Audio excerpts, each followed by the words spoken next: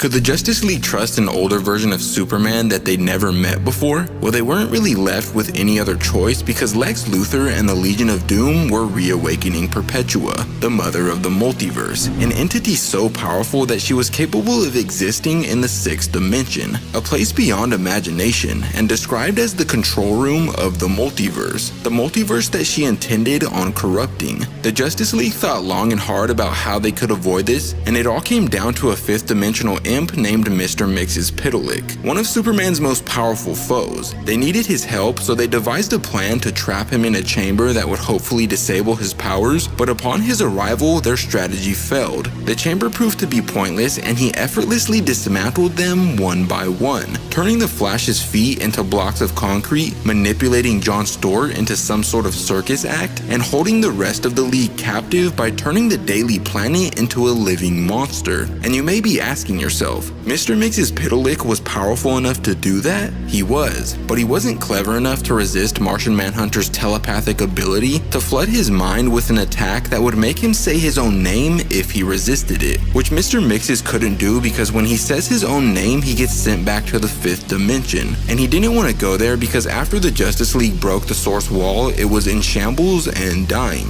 In fact, he knew that the Justice League needed his help. He just wanted to have some fun with them. So when they told him that Hawkgirl's wings had some kind of map leading to a key in the fifth dimension that could possibly help them fix the crumbling multiverse, he corrected them and stated that the map was actually leading to the sixth dimension, Perpetua's dimension. But Wonder Woman asked how they'd even be able to survive there if it was beyond their comprehension. Was it even possible? It wasn't.